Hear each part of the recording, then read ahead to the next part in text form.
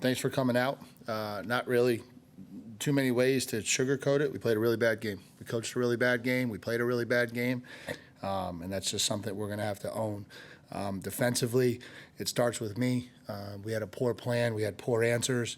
Run defense wasn't what it needed to be. There was too many missed assignments, too many perimeter edge issues with getting our perimeter fits the right way. And then in the pass game, I thought we had too many busts in the fourth quarter. Offensively, starts with me. We had a poor plan. We didn't do the things that we needed to do to be successful. We were awful in short yardage.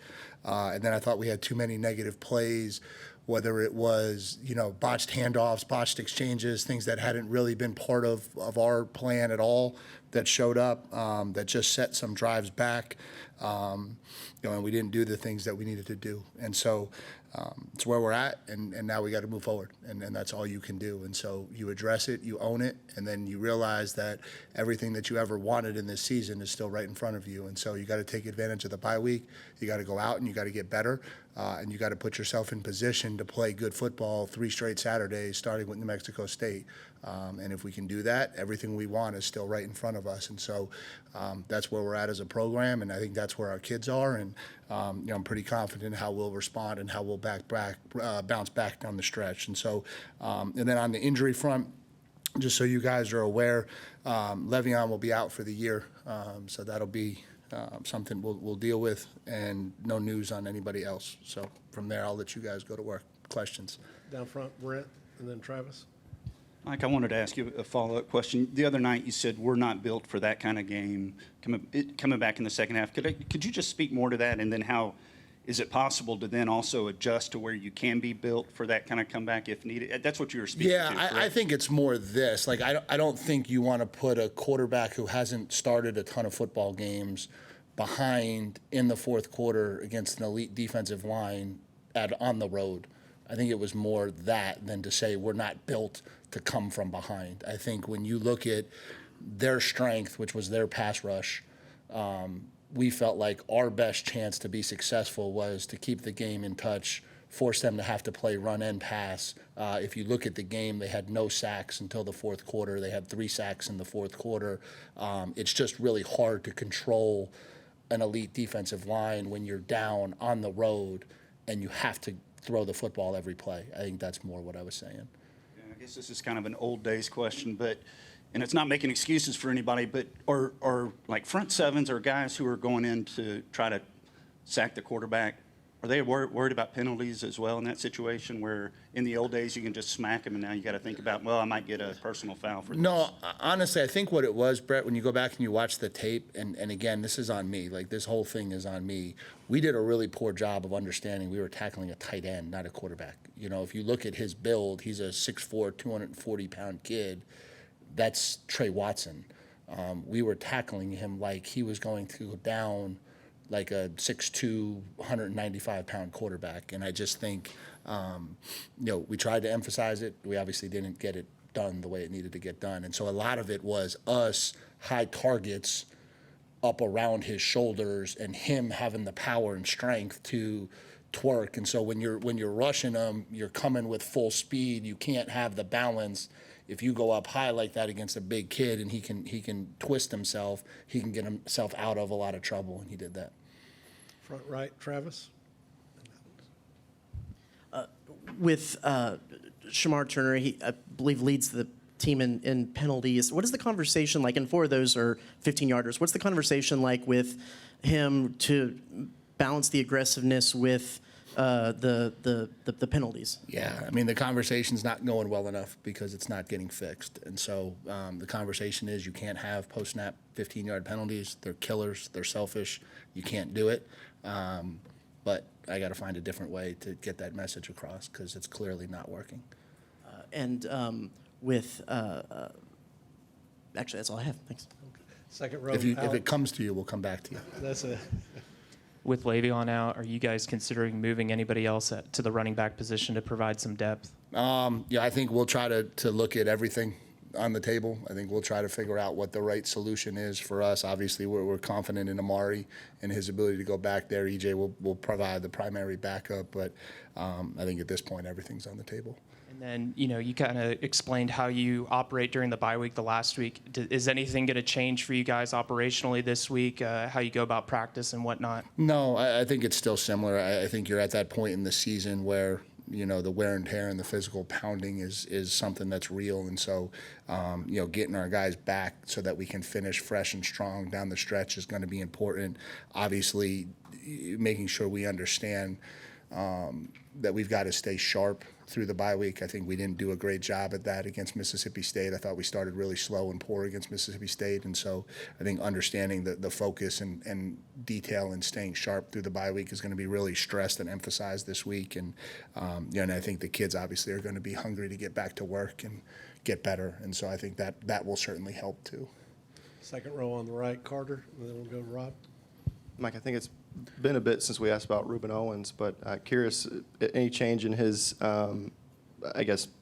timetable, and when are you guys expecting him to be back? No, probably not realistic. I think when we initially diagnosed it, it was if the season got extended, we felt like there was a chance. I think we're probably still in that situation.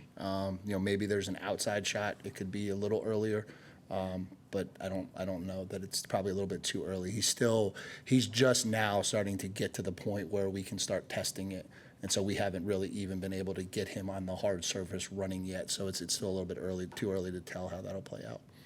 And we've seen Terry Bussey run with the football, have the ball in his hands. Just, do you think he can be effective in that running back role? And just what have you kind of seen from him when he's had those opportunities? Yeah, obviously Terry's talented. I think we've done this a bunch, and just in terms of like understanding he's still a freshman, and I think that's maybe lost a little bit. Even we were talking about this the other day with a couple guys. Like even when you look around the country at the freshmen that are making big highlights, if you really study their 50 play body of work, like every freshman who steps into college football has development that's needed, and so Terry's certainly no different. And so I think what we're trying to do is continue to grow him as a wide receiver, continue to make him more and more comfortable in what we're trying to do, continue to find ways to get the football in his hands as best we can, continuing to try to do it in ways that the whole world doesn't know it's coming, which is a challenge too, and so that's kind of where we're at. And so he's effective in the role, and we're trying to expand that role every game to the best of our ability. Fourth row on the left, Rob. Howdy, Coach. Howdy. So obviously you don't want to lose, but could this actually be to your coaching staff and your players' advantage that this happened at this point with everything in front of you, that it's just a moment where we go, hey, this is what we got to do to get where we want to be? It's part of me that probably wants to say yes, but no. I mean, I hate losing. And so I want a program that hates losing. I want a program that knows how to respond to losing for sure. And, that's a big piece of it is learning how to respond. But we've got to get to a point around here where, and this is what I said to the guys in the locker room post-game, where we can fix problems through victory so that before they jump up and you don't want to be the program that has to lose to then be able to identify all of the issues that are growing to then fix them. And I think maybe to some degree that got us on Saturday. Some of the things that we've been trying to get corrected that we couldn't and it didn't do a good enough job at, and they bite you and then you lose. And so certainly at that point you get the kids' attention a lot more. But we want to grow to be a program that doesn't have to do that. I'd prefer to keep winning. Go back behind the lights to the middle, Tyler, and then to the left, Park. Yeah, Mike, you said everything you want in this season still, right there in front of you. The college football playoff ranking is going to start coming out. Do you feel like you guys are able to kind of control that of being one of the top 12 teams at the end of the season? Absolutely. I would imagine that if we win our next 3 games, and everything will take care of itself. I'd be shocked if it didn't. Go back to the left, Parker. Mike, just kind of thinking about the talk heading into that South Carolina game, it seemed like you were really trying to prepare the team for a tough test out there. Is it disappointing, not executing in the way that you thought, at least game planning for that? And how do you think the team kind of rallies around that challenge now? Yeah, I mean, it's disappointing that we played the way we did. I got to own that. It's not. I didn't do a great job, and they did a poor job. Obviously, I didn't do a good enough job of getting them to understand that. The reason like there was nothing about that game that was what anybody was talking about. That was a team that had LSU. I mean, they jumped all over LSU, and then the starting quarterback got hurt, and LSU rallies, and then they still did enough to win the game. You know what I mean? Like, so when we were watching the tape of South Carolina, we weren't watching a game that we just had to play. Like, we knew we were going to have to go in there and take it from them. And so I think that's probably more the rhetoric I was talking about. But all of that is for naught because it didn't get done, and it didn't get done the way it needed to. And so how do I think we'll respond? I think we're going to respond really well. I think we're built to respond to these things because of what we do, how we do things, how we talk about things. So that's now where we're at. We've got to go back to work, and we've got to make the improvements that need to be made for us to not have that happen again. Back far right, Ben. Coach, you talked about, having all your goals still in front of you. Does it feel this year, maybe even more noticeable after the Notre Dame loss, that it's easier for the kids to get up off the mat after a setback and refocus, knowing, kind of especially early on in the year, the leeway that you have? Or do you feel like kids are generally pretty good, regardless of how good or bad a season is, in terms of just that process mentality of watching a game, good or bad, and moving on? Yeah, I think in general, kids are probably a lot better than people think they are at bouncing back. I think we talk a lot about human nature. Human nature, when you get embarrassed and things don't go the way you want to, human nature is to respond to that positively. Human nature to success is relax and coast, right? Like so I think human nature fuels your response to a night like that because nobody in this building is proud or happy or anything about what just happened. And so I think the fuel to improve that certainly is enhanced when you can say, okay, like realistically, everything is still right in front of us. This program's never been to Atlanta. Everything we want is still right in front of us. Like, that helps for sure. But I do think in general, like, human response is like, I'm not proud of myself. I'm going to fix it and I'm going to get better. Front left, Cease. Coach, all coaches go for it more now on fourth down. In your 3 years, do you feel you're more of a gambler now? And what about Colin? You guys want to go for it more? How's that work? Yeah, no. So here's the reality. The reality is I graded out about 50% on going for it when I should have, according to the analytics. There were 3 other analytics opportunities that we should have gone for that we didn't. The 3 that we went for were all obvious goes, right? What I looked at, like the thing that differentiated those, like I know the fourth downs in our own territory, like if those were 4th and 1, I don't think we would have. Like both of those were 4th and half, a quarter. Like those weren't like we've got to move the ball forward far. Those were like we just got to move the ball forward. And I believe we should be able to do that. Now, what you question all the time is the calls, right? Like I've said this all the time as the head coach. Like you have to make your decisions and you got to trust them and you got to trust your process so that you don't ever, you don't want to get hesitant and gun shy. You want to play to win and do the things that you think are right to win. What eats you alive as a coach is always the play call, right? Like, could we have called a different play? Could we have done something different? Could we have, those to me are the things that eat me alive when those things don't go the way you want them to go. I still believe that we should be a program that can get half a yard. We got to find better ways to do it. That'll be the self-evaluation for me. Time for a couple more down front, Brent and Travis. You've talked early in the season about how much Le'Veon had, the difference you had seen in him in the weight room and everything. Just wanted to ask you how unfortunate it is for him, as your star of the offense. And, the same thing happened with Tyreek Chappelle, and it's the same thing with Le'Veon. When you see young people really turn a corner and start doing things in a way that is going to ultimately lead to success, and they're on such a good path, you hate anyone to see adversity, but you hate when those kids have to see adversity because you would love for them to just have a clean path, being rewarded for doing the things that lead to success, right? But it's also part of the life lessons that we've got to teach young people, which is, sometimes you can do it all right and adversity's still going to hit and you still have to respond and you still have to bounce back. And so, it's extremely unfortunate for him because obviously he was having such a good year. He was in such a good place, and you hate to see a kid like that have to go through the adversity he's going to have to go through now to get back. So at South Carolina, I felt like I was back at a nightclub in the 1990s, just with all the light show and everything.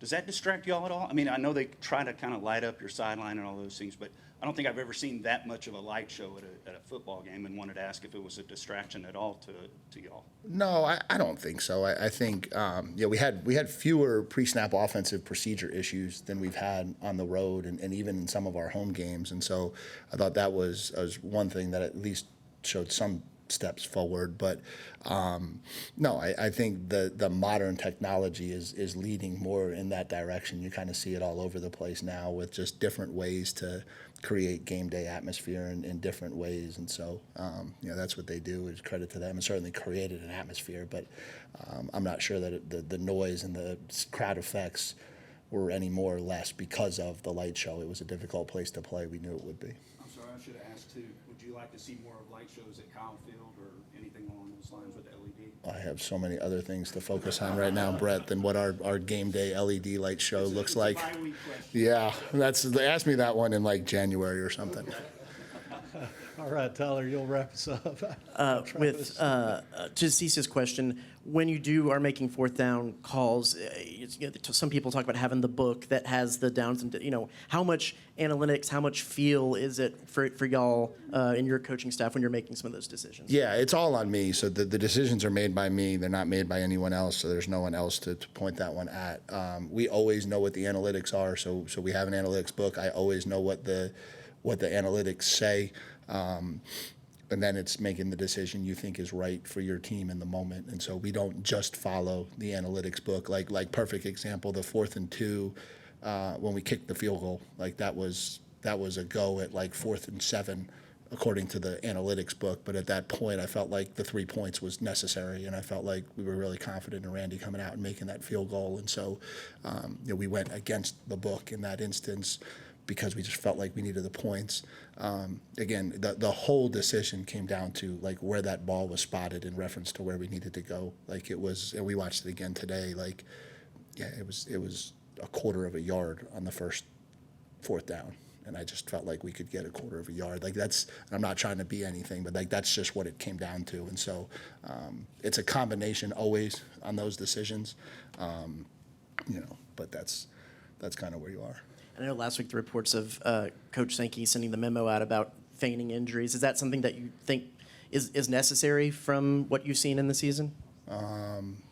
We haven't really dealt with a ton of that in our games, probably because we're not a tempo team. We haven't seen it. I mean, obviously, you pay attention to kind of what's going out there, and certainly something that he wants to take out of the game, and so I respect that. He's our commissioner.